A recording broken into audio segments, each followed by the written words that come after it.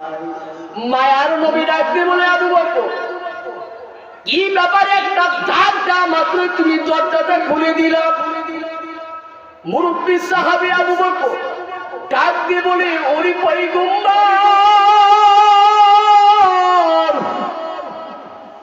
আমার আর চোখের মধ্যে ঘুম নাই।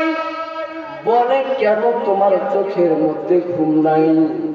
হযরতে আবু বকর সিদ্দিক রাদিয়াল্লাহু তাআলা আনহু ডাক দিয়ে বলে, পয়গম্বর, আমি মনে মনে চিন্তা করি আমার মায়ার নবী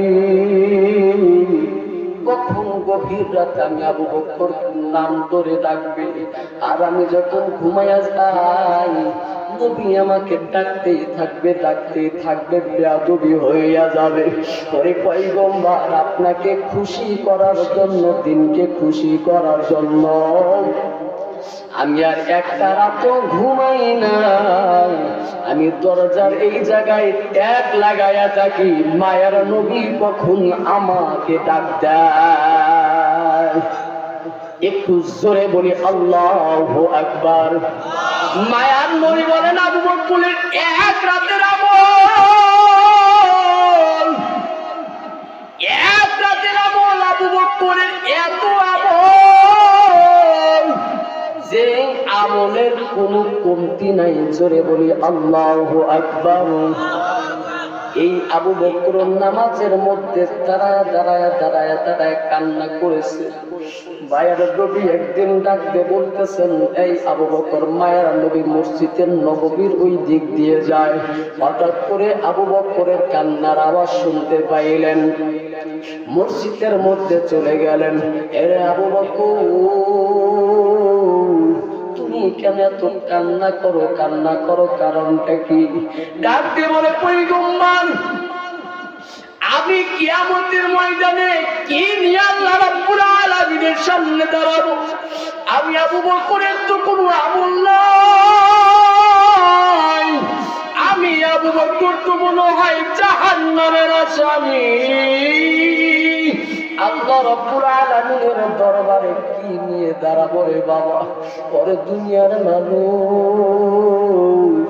আবু বকরের মতো মানুষ যদি জান্নাতের সুসংবাদ পাওয়ার পরও এত কান্না,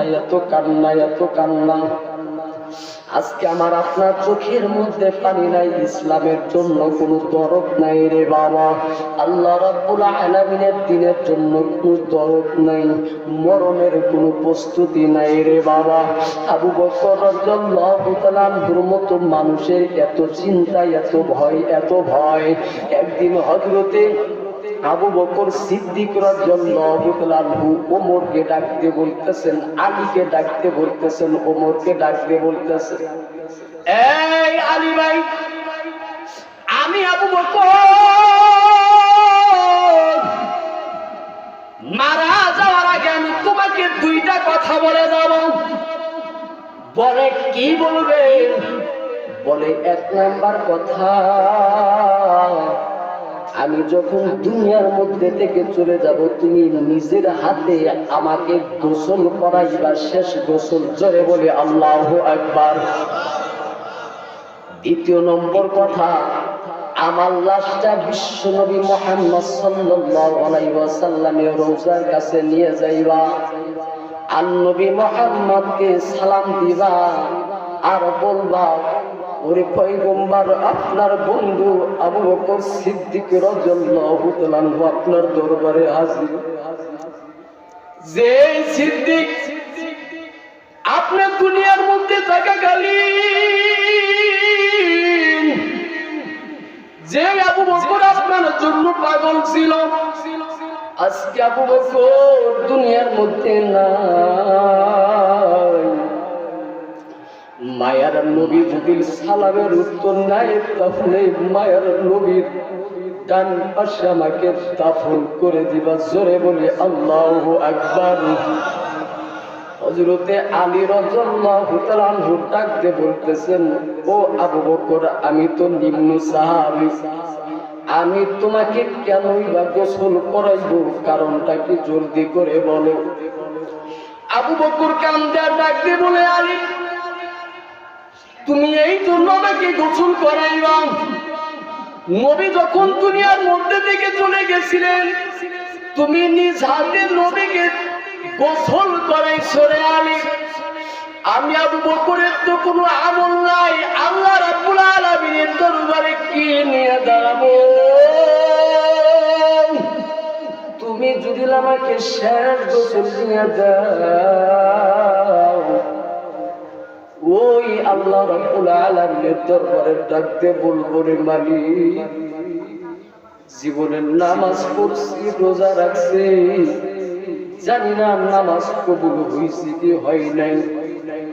ওরে মালিক, কিন্তু আমাকে হযরতে আলী শেষ গোসল করা দিছে, যে হাতটা নবীর সাথে লেগেছে। আল্লাহ যদি তোমার হাতের উসিলায় নবী মুহাম্মাদের উসিলায় মাফ করে দেয়, আমার জীবনটা ধন্য হইয়া যাবে। জোরে বলি সুবহানাল্লাহ। হযরত আবু বকর সিদ্দিক রাদিয়াল্লাহু তাআলা যখন দুনিয়ার মধ্যে থেকে চলে গেলেন, মায়ার নবী মুহাম্মদ সাল্লাল্লাহু আলাইহি ওয়াসাল্লামের প্রিয় সাহাবী যখন চলে গেলেন, হযরতে আলী রাদিয়াল্লাহু তাআলা সুন্দরভাবে ধোয়াইয়া আস্তে আস্তে নবী মুহাম্মদের রওজার ওই জায়গার মধ্যে নিয়ে গেলেন। কিতাবের মধ্যে বর্ণনা, নবীজিকে সালাম দিতে দেরি, কিন্তু নবী মুহাম্মদ রওজা থেকে সালামের উত্তর নিতে দেরি করে নাই। আল্লাহু আকবার। আমার মায়ার নবী ডাক দিয়ে বলে, আমার আবু বকর কই? আমার আবু বকরকে আমার কাছে দাও। আমার আবু বকর ইসলামের জন্য এত পরিশ্রম করেছে, আমার আবু বকরকে আমার সাথে দাফন করিয়ে দাও, আমার আবু বকরকে আমার কাছেই রেখে দাও। হযরতে আলী রাদিয়াল্লাহু তাআলা নবী মুহাম্মাদের সাথে দাফন করে দিলেন। জোরে বলে আল্লাহু আকবার। ওরে ভাই, দুনিয়া